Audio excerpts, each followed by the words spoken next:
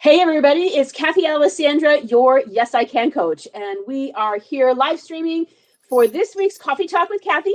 So it's time to grab your favorite beverage, whether it is coffee, there you go, our favorites, exactly, your water, depending upon where you are. I know BB is in Australia, maybe it's a glass of wine, whatever it is. Grab your beverage of choice, sit down and get comfortable because we've got a great interview for you today to listen to. I'm very excited to have Kathleen Guthrie Woods on with us today. Now, you may have heard her story. I did a podcast with her, oh gosh, I don't know, maybe a year ago or so, something like that. But here's the thing, Kathleen and I go back to childhood. I mean, probably when we were like 4 or 5 or something like that, right?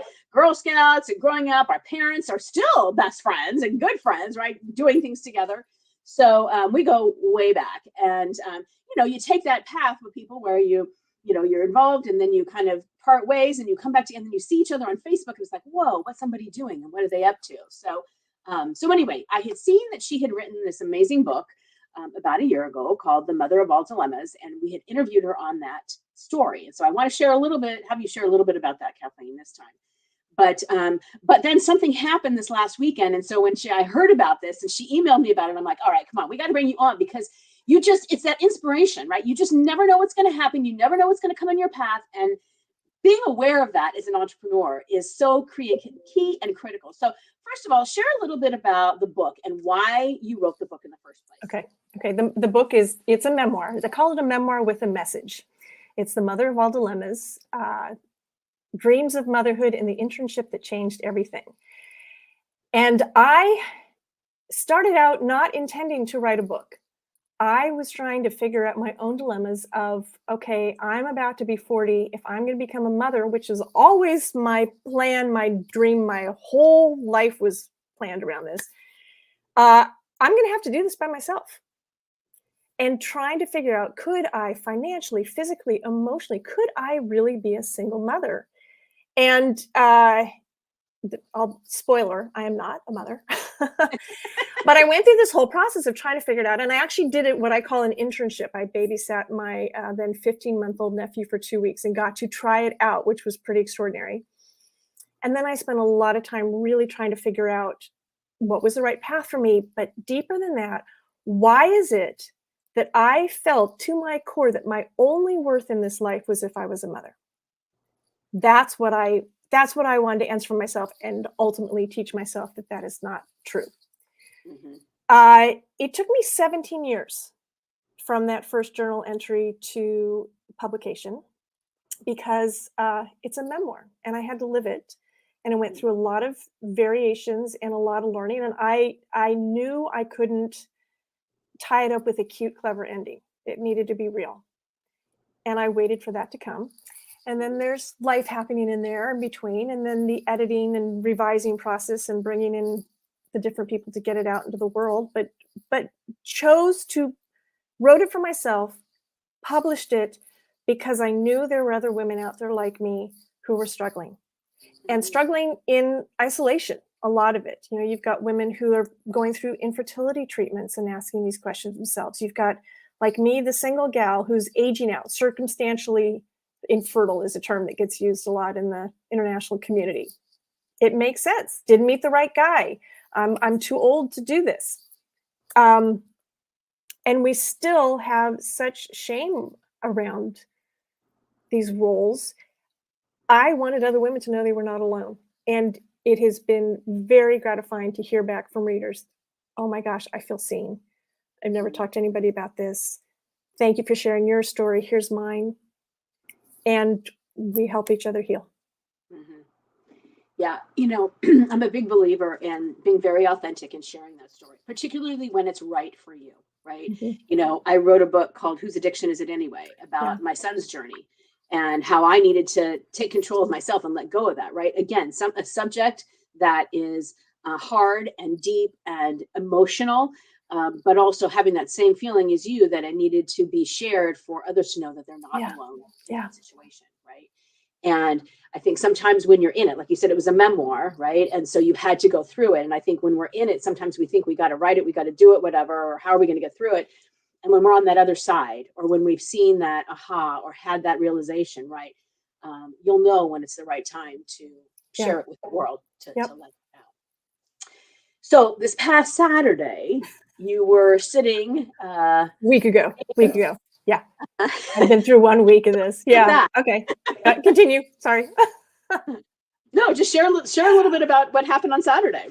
Well, I got up ahead of my family, is my husband and 2 dogs, and I got up a little early and was kind of scrolling through my daily news feed, and I get Katie Couric's daily newsletter, which has, short stories and big stories, whatever, and she had 37 life-changing books you won't be able to put down. I'm a big reader. So of course I open it up and I'm scrolling through and I'm seeing Barbara Kingsolver. Oh, read that. Maya Angelou, read that. Oh, that was great. The Alchemist, great book. Agree. And I'm kind of looking at, is there something in here I haven't read that maybe I want to add to my list? And suddenly I'm like, that's my name. That's my book. That is my self-published memoir with a message, written for women who are struggling with being childless, not by choice. And it has made this list along these luminaries. The Dalai Lama is on this list. And, I was thinking it, and I immediately went in and woke up my husband. I said, wake up. It's good news. It's good news. Wake up. This just happened. He says, oh my God, that's amazing. Go tell everybody. and I keep sort of pinching myself. It's just so, God, gratifying isn't even the word, but to hear that again, I have reached people in ways that the man who wrote it is a gay man, which it was not my intended audience, but there certainly is a gay family at the center of the story. My sister and her wife, it's their son that I was babysitting. So I knew that was a possibility, but to see my story on a national, if not international level, touching people, reaching people, and getting across exactly what I want to get across. If you're not alone.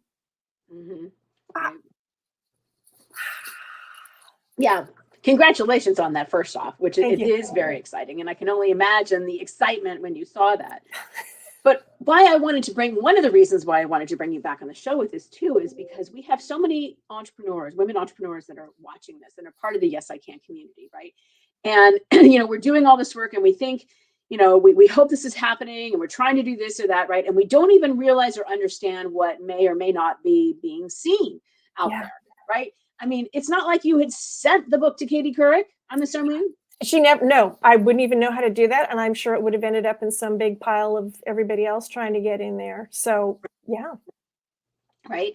So just to our viewers and our listeners, it's just take that in for a minute, right? It's doing the work. It's going forward. It's living that, yes, I can do this. And I'm following my passion. I'm following my calling. This is something that Kathleen felt that needed to be shared with others. And then, a year plus after publication? Yeah. It came out in July 2021. Yeah. Okay. She ends up on 2021. Okay. So we're a year and a half, right? It ends up on Katie Couric's, 35. That would be like ending up on Oprah's list if you were having a product, Absolutely. I mean, she's got that too. But, and now think about the number of people that will reach. I hope that is exactly my hope. I think of all the, we've talked about, sometimes, especially as a creative person, I sit here in my head all day long and hope that I'm generating something of use. And it's very isolating. I talk to my dog, and when I expect him to answer back, then I know it's time to get out of the house. But I'll get these emails like we talked about. I'll get it from people about, you really helped me. And I'm like, I'm so happy to hear that. And that is worth all the book sales right there. Mm-hmm. What I want you to do now is go put something on Amazon or whatever I'm doing, and put a rating, put a comment, just say thank you, and let other people, because that's how we reach other people. Right. And it's so easy to go on Goodreads and just give it 5 stars or whatever, and just say, this is why this book touched me. And then tell other people, because one of the questions I got asked in an interview like a year ago, a woman said, oh, I've got all these friends who are going through infertility, and should I just give them your book? And I'm like, no. No, don't do that. Again, you never know where that person is on her journey. And this may be so raw and so painful. And the last thing she needs is to have her friend say, you need this. I said, do a group email. I read this great book. It made me think about things. This is really interesting. Check it out. And then that one person who you think needs it, she might see it and be ready for it. Mm-hmm. Yeah. Right? It's a great point. Yeah. So that's where those comments comes. You see a great post from somebody that you like it, comment on it, share it with friends, and help spread the word. And you're going to reach other people that need it, that are struggling. Yeah, absolutely. One of the other things we talked about was just this whole idea of supporting one another and asking for help, and what that looks like. Because let's face it, whether we're a solo entrepreneur or whether we're a small business, but we have a team. There's a team behind us. I've got a virtual assistant. I've got everything's virtually now. I mean, it used to be actual physical employees, but not anymore since the magazines. But let's talk a little bit about that too, because you had to have a team behind you in doing what you did. Yep. Every stage, at every stage. And I think that is such a misconception when someone, I succeeded with help at every level, from mentors and role models, and with the book, it was those early beta readers giving me feedback. Mm-hmm. And then as you get into the production of putting out a book, I mean, it's proofreader, editor, copy editor, all these different roles that are so vitally important, because you lose perspective that by the time you've read your book 100 times, and you need someone else to look at it and go, oh, true, right? Yeah. I get it. Yeah. But I think about all the levels of help, the importance of asking. And it's as simple as, I had a tech issue last week with a website trying to set up a registration form for an event. And I was sitting at my desk saying things like, I'm a college graduate, I can figure this out. Well, I could. And it would take me 8 hours and some tears and maybe a bottle of wine. I called a friend who's very tech savvy. She fixed it in 15 minutes because she knew what she was doing. Right. So there are all those little things. It's ask for help, ask for support. Why are we so afraid to ask? I don't know. It's because I don't know. Maybe we want to feel self-sufficient, which I hope we're letting go of that. Mm-hmm. But yeah, ask for help for whatever you need. You need ideas. You see someone who's done something brilliantly. They had a marketing plan that was just gangbusters on social media. Call them and ask them what they did, what worked and what didn't work. Most people are going to be really happy to talk to you about their experiences and support, especially women. That's how I think. And then back to the childless community. If you're struggling with depression or whatever, there are resources out there. And sometimes, just because there's so much online, like you said, go read up and read the comments and see there. And if you feel comfortable, reach out to someone on there and just start. Because like in the childless community, the international community, I mean, what an extraordinarily compassionate group of women who helped me on my own journey. And then also were so supportive with my sharing my story when I was ready to share the story. Yeah. And these people they're there. Just like we would hope that someone would ask us for help. We got to honor that, right? And then just keep paying it forward. Right. Yeah. No, I completely agree with you. And I just want to emphasize that again here, the idea of asking for help, and whether it's in your business and, like the tech issue or needing a mentor or whatever that is, but also in the personal life, yes, I can is it's the whole woman, right? It's that holistic approach with the W, right? We got to look at all areas. And, whether, when I was going through a divorce, when I had the challenges with my son, when I was having the weight loss issues, right? I mean, all those times, the pivotal times in our life, when things get to a place where, we are, like you said, depressed or down or frustrated or just can't handle another minute, we've got to feel okay reaching out. We need to have that inner circle, those people who, they do anything for you and you would do anything for them, but then we aren't afraid to ask because we don't want to burden them or whatever, right? And the fact is that people are there and wanting to support and wanting to help. And we take turns, Exactly. It is absolutely a give and take. I mean, absolutely a give and take. And the asking on the business front, I mean, there's so many opportunities I just had an article come out on networking and networking tips as we are coming out of COVID, right? And I don't know, my skills are a little rusty. I haven't had to deal with people in a long time. And so I interviewed all these really great people in the tip things. And one of the things is, how do you ask for a favor in a business networking situation? Mhm. And, and one of the responses was be specific. Don't just ask, oh, I want to pick your brain. No, how did you achieve this level of success? Or you have to be more specific than that. But the other one I really liked was suggestion. And this, I think, applies to all of us. If you see someone you really admire and you want to meet and you maybe know someone, ask someone to introduce you. Right. I'd really like to know something about this person. I really admire them, but I'm too nervous. I feel weird approaching myself. Okay, look at LinkedIn. Who are your connections, right? Could you do an email introduction? Or if I see you at an event, would you mind introducing me? And the person's be like, of course. Right. That's so true. So true. We just need to ask. Yeah. So let me ask you this. Do you have any tip or two that you could share with the audience as far as, because you clearly followed a passion or a calling or something that you felt to write this, right? Do you have any tips that you would want to share, with those who are watching or listening on something maybe they're feeling called to do, but have that fear, that hesitation about stepping forward? Yeah. It's so sad that fear has to be part of this whole thing, but it is. I actually worked with a coach towards the end, and she taught me a technique called flipping your fears, where you write a list of every worry you have. No one's going to want to read my book. I'm going to look like an idiot. It's going to be really bad. You don't critique yourself. You just write it down. But then you take that whole list and you write the exact opposite. And that list of mantras, my book's going to be a bestseller. Why not? I would read that every day before I sat down. This was in the final editing stage and trying to get it out in the world. There are things like that you can do to get past that. The important thing is I don't know that I had a calling and that I felt like this story could do some good. And I felt like I couldn't not do it. Our stories are important. Our stories. We're regular people. We're not, the memoir genre is driven by celebrity authors. Nothing wrong with that. I read them all too.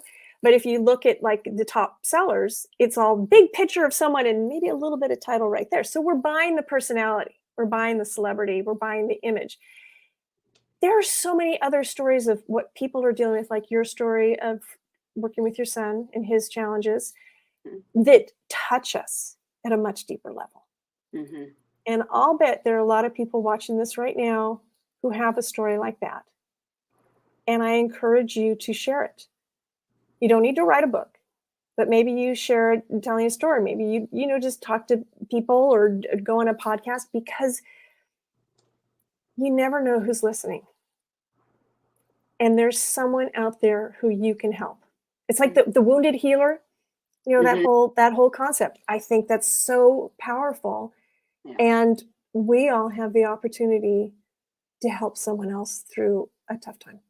Yeah, there you go. That's it right there. And I feel like we walk through some of these challenges sometimes to be able to share with others, whether it's a book, whether it's meeting with somebody one-on-one, whether it's just being able to be that friend that they can call. Absolutely. Yeah, that's it. Yeah. All right. So let's wrap up our show today. And, I end all of my shows with what makes you a yes, I can woman. So let's hear from you.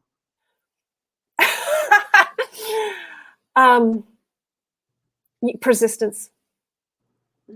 Okay. Persistence. There were many opportunities, many times when I thought I was going to shred this whole project.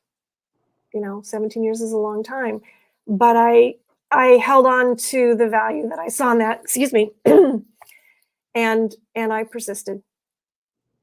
And I'll tell you what, that's more than half the battle. Yeah. In anything we do. Absolutely. Yes, it is.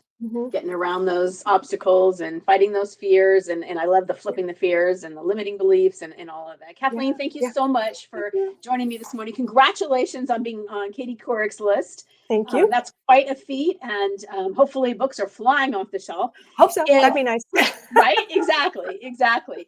If you have not read her book and you may know somebody or this touches you, I hope you will get her book. It's over on Amazon, right? Yes.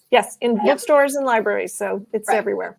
Libraries too. Okay. In fact, I'll put the I will put the link in the chat so that you can also take a look at that great book and heartfelt story for many to be able to connect with. So thank you. Anyway, Kathleen, thank you again for joining us this morning. Appreciate it.